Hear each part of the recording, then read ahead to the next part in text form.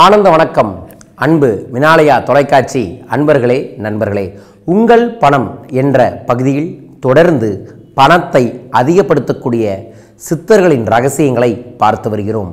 அதில் இன்று நாம் பார்ப்பது, வீட்டில் கேஷ் பாக்ஸை வைக்கணுமா வைக்கக்கூடாதா, கேஷ் பாக்ஸு இருக்கணுமா இருக்கக்கூடாதா, அதுக்குள்ளே என்ன இருக்கணும் என்ன இருக்கக்கூடாது என்பதைத்தான் பார்க்க இருக்கின்றோம். பார்க்கலாங்களா?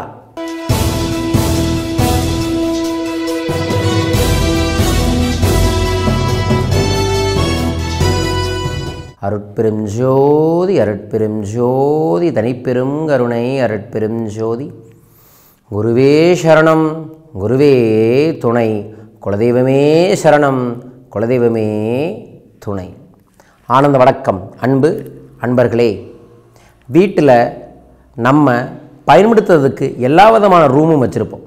சாப்பிட்றதுக்கு ஒரு இடம், சமைக்கிறதுக்கு ஒரு இடம், பாத்திரங்களை கழுவுறதுக்கு ஒரு இடம், நம்ம குளிக்கிறதுக்கு ஒரு இடம், செருப்பை விடுறதுக்கு ஒரு இடம் இருக்கும். ஆனால் இது எல்லாம் பண்ணிவிட்டு எதுக்காக ஓடுறீங்க வாழ்க்கையில் அப்படின்னா பணம் அப்படின்னு தான் சொல்லுவீங்க. ஆனால் அந்த பணத்தை வைக்கிறதுக்கு வீட்டில் ஏதாவது இடம் இருக்கா? நிறைய பேர் வீட்டில் பணத்தையே வைக்கிறது இல்லை. கேட்டால் பேங்க்கில் இருக்கல அப்படிங்குவீங்க. அதாவது ஒரு வீடுனா சரஸ்வதிக்கு ஒரு இடம் இருக்கணும், லட்சுமிக்கு ஒரு இடம் இருக்கணும், தன்வந்திரிக்கு ஒரு இடம் இருக்கணும். ஆம், தன்வந்திரிங்கிறது ஆரோக்கியம். அன்னபூர்ணி தெய்வத்துக்கு ஒரு இடம் இருக்கணும். அன்னபூர்ணியா அப்படிங்கிறது சமையல் கட்டு.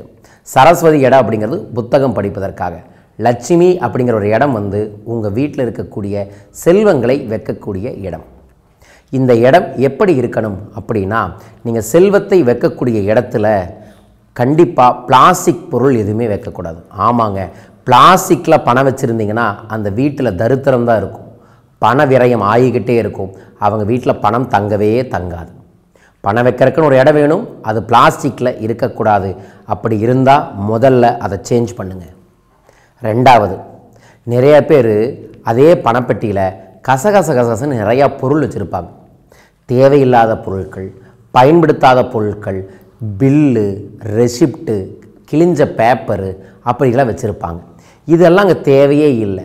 நம்ம முன்னோர்கள் அழகாக சொல்லியிருக்காங்க, ஒத்தவை ஒத்தவையை ஈர்க்கும். அப்படின்னா எதை நீங்கள் இருக்கிறீர்களோ அது உங்களை ஈர்க்கும். நகையை வச்சிங்கன்னா அது நகையை ஈர்க்கும், குப்பையை வச்சிங்கன்னா குப்பையை ஈர்க்கும். உங்கள் கேஷ் பாக்ஸில் குப்பையை வச்சா அது குப்பையைத்தான் ஈர்க்கும்.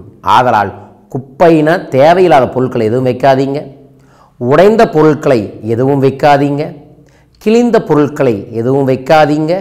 அதற்கு பிறகு எனக்கு தெரிஞ்சு நிறைய பேர் பண்ணுறது, உள்ளே இருக்கக்கூடிய நகையெல்லாம் கொண்டு போய் கோல்டு ஃபினான்ஸில் வச்சுட்டு வெறும் டப்பாவை மட்டும் உள்ளே வச்சுருப்பீங்க. அப்போனா என்ன? அது எம்டி பாக்ஸ், எம்டியை தான் கொடுக்கும். அதையே வேறு இடத்துல எடுத்து வைங்க.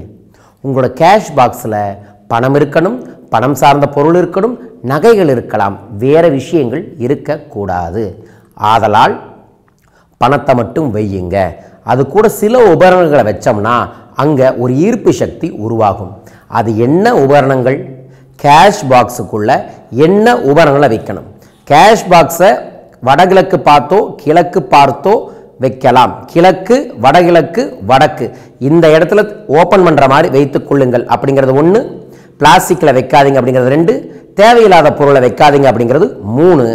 அதுக்குள்ளே எப்படியாவது கொஞ்சமாவது பணம் வச்சுருக்கணும். ஆமாங்க, பர்ஸையும் கேஷ் பாக்ஸையும் வறட்சியாக வைக்கவே கூடாது. வறட்சி வச்சா வறட்சி, கொஞ்சம் ஈரம் இருந்தால் தான் மழையே பெய்யும். அதனால் உங்கள் கேஷ் பாக்ஸில் மினிமம் கொஞ்சம் அமௌண்ட்டாவது வையுங்க. இது இல்லாமல் என்னென்ன வச்சா கேஷ் பாக்ஸில் ஈர்ப்பு வரும் என்பதை அடுத்த வீடியோவில் உங்களுக்காக பகிர்ந்து கொள்கிறேன்.